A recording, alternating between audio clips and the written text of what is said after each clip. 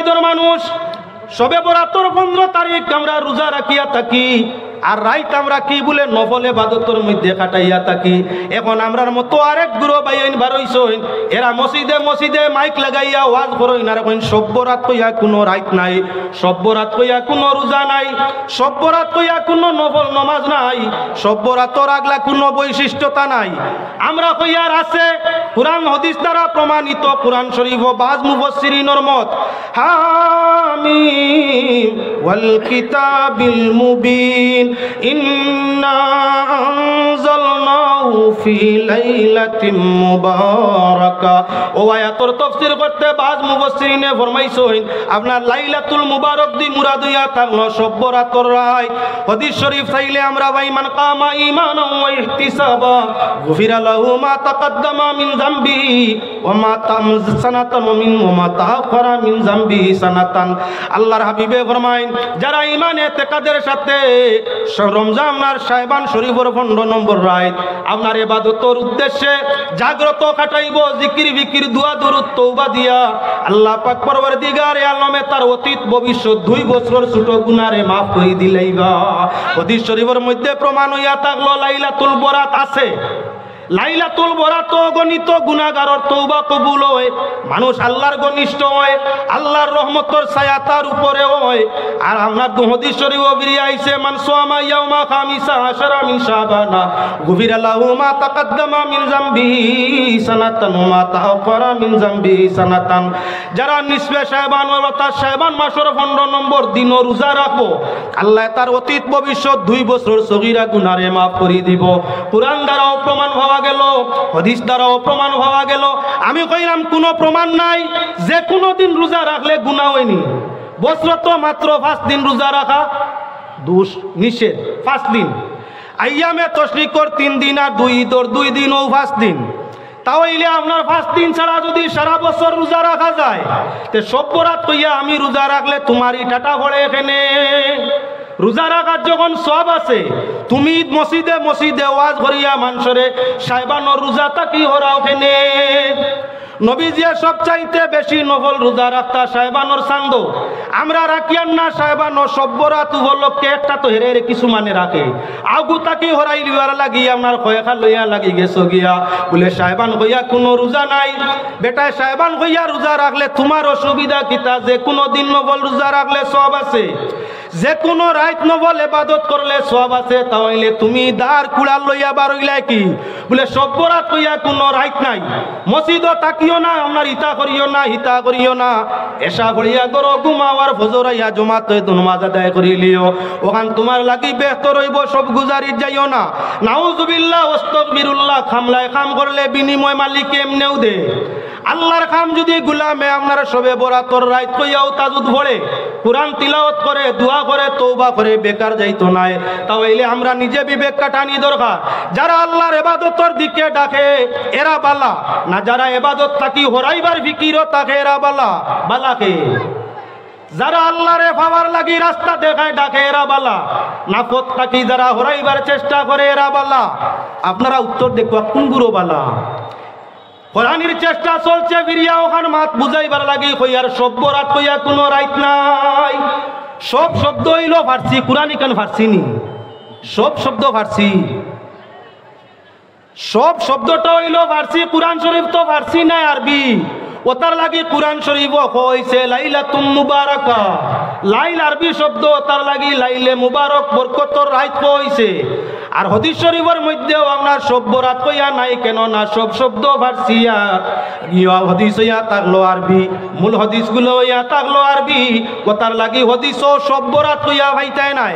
তাই আউয়া মানুষরে ঠকিবার লাগি কিছু বেআক্কল মিয়াসা বংলে কইয়া তাকইন কোরআন হাদিসও সব্বরাত কইয়া কোনো রাইতো নাই দিনও নাই। ইকান আমিও তো একমত, সব্বরাত কইয়া নাই, ইকান ভাষা ফার্সি। ওগু ভাষা বদলাইয়া লাইলাতুল বরাত কইয়া লাইলা মুবারকা কইয়া লাইলাতুল মুবারকা কইয়া কুরআন ও হাদিসের মধ্যে বারবার আছে, কোনো অসুবিধা নাই। এবারও আমরা আরো আগে বাড়ি বাইরে তোলা খেয়াল করো। জমানা বড় কঠিন আইয়া আজিছে, ইমান লইয়া যাওয়া কঠিন হইয়া পড়ে গেছে। ও মুসলমান তারাবির নামাজ কেউ ভরি 20 টাকা, কেউ 22 টাকা, কেউ আপনার আইসই 8 রেখা। তো মুসলমান কয়েক গুবারইন রমজান আওয়ার বাদে তেরাবি 8 রেখা পড়ার লাগি পড়াইবার লাগি একইবারে আউয়া বুঝ কোনো দলিল দিয়া কইতাম সাইয়ার না নমাজ নফল বেশ পড়লে গুনাহ হয়নি, নমাজ নফল নমাজ বেশ পড়লে গুনাহ হয়নি। উত্তর আপনারা দেখো, আমি না গুনাহ হয় না। তাহলে যে আমরা আজীবন তাকি শুনিয়া ইয়ার দেখিয়া ইয়ার আমরার বাপ দাদা পূর্বপুরুষে চার মজবর ইমামে 20 টাকা তারাবি ভরি ভরি আইছেন, আমরার বাপ দাদায় পড়িছেন। এখন যে বাল্লা আকলি মগলে জ্ঞানী হগলে আরম্ভ করলা 8 টাকা পড়াইতা, তারা পড়িতরাও কিছু মানে আমরার লাভ করডাই কিন্তু না লস করডা। 20 টাকা পড়লে 20 টাকা তোর সব পাইতাম, কুরআন শরীফ কত বেশি সব পাইতাম, কুরআন শরীফর তিলাওয়াত নমাজর হালতে শুনিয়া বেশি সবর মুস্তহিক হইতাম। 20 টাকি যখন কমাইয়া তারা 8-এর মধ্যে আনি লিত্রা, তাহলে এখন 8 টাকা পড়লে 20 টাকা তোর সব পাওয়া যাইব বলে কখন কোনো অবস্থায় না। তাহলে যারা আমরার শরীয়তরে খণ্ডন করতেছে, টুকরা করতে আসে, শরীয়ত তাকি ভিন্ন নীতি ভিন্ন নিয়ম নীতিরে কমাইতে আসে, এরাই হইয়া তার লগি বাতিল ফিরকা।